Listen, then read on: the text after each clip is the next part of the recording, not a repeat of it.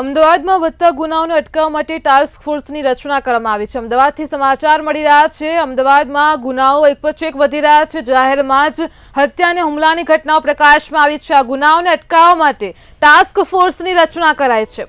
તો અમદાવાદથી સમાચાર મળી રહ્યા છે। વધતા ગુનાઓને અટકાવવા ટાસ્ક ફોર્સની રચના કરાઈ છે। ટાસ્ક ફોર્સની 13 અધિકારીઓનો સમાવેશ કરવામાં આવ્યો છે। દર 15 દિવસે ટાસ્ક ફોર્સની કામગીરી અંગે ચર્ચા કરાશે। નિર્ભયા પ્રોજેક્ટ અંતર્ગત બનાવવામાં આવી છે અનેક એપ્લિકેશન।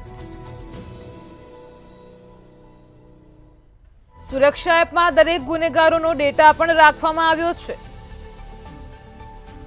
સી ટીમને પણ સિનિયર સિટીઝનના રેગ્યુલર સંપર્કમાં રહેવા માટે સૂચના અપાઈ છે। દરેક પોલીસ કર્મીને સુરક્ષા એપનો ઉપયોગ કરવાની પણ સૂચના અપાઈ છે।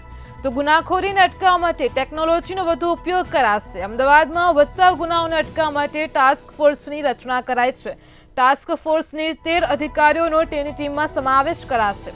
તો દર 15 દિવસે ટાસ્ક ફોર્સની કામગીરી અંગે પણ ચર્ચા કરાશે।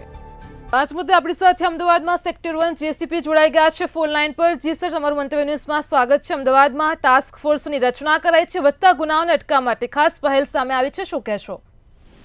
જી, નિર્ભયા પ્રોજેક્ટની એપ્લિકેશનના અસરકારક અમલીકરણ માટે ટાસ્ક ફોર્સની રચના પોલીસ કમિશનરશ્રી દ્વારા કરવામાં આવી છે। એમાં નિર્ભયા એપ્લિકેશનના અમદાવાદના નાગરિકો અને પોલીસ કર્મચારીઓમાં વધુમાં વધુ ઉપયોગ થાય, તેમજ પોલીસ કંટ્રોલ રૂમમાં નિર્ભયા પ્રોજેક્ટની જે લગતા સોફ્ટવેર, વિડીયો એનાલિટિક્સ જે ફીચર્સ છે, ફેશિયલ રિકોગ્નિશન સિસ્ટમ છે, એના પોલીસના તમામ પોલીસ સ્ટેશનોમાં અધિકારી અને કર્મચારીઓમાં વધુમાં વધુ ઉપયોગ થાય એના માટે એના તાલીમના આયોજન કરવાના, એની સાથે સાથે એના ઉપયોગ કરવાના, એના માટે એક ટાસ્ક ફોર્સના આયોજન કરવામાં આવેલ છે। એમાં ખાસ પોલીસ કમિશનરશ્રી વિશેષ શાખા સાહેબની સુપરવિઝન હેઠળ કંટ્રોલ રૂમ ડીસીપી અને એની સાથે સાથે ડીસીપી ઝોન 6 અને એની સાથે સાથે એસીપી, પીઆઈ અને પીએસઆઈ કક્ષાના અધિકારીઓના સમાવેશ કરવામાં આવ્યા છે, જેથી નિર્ભયા પ્રોજેક્ટના એપ્લિકેશનના વધુમાં વધુ ઉપયોગ થાય। જી જેસીપી સાહેબ, અમારી સાથે જોડાયા તે બદલ આપનો આભાર।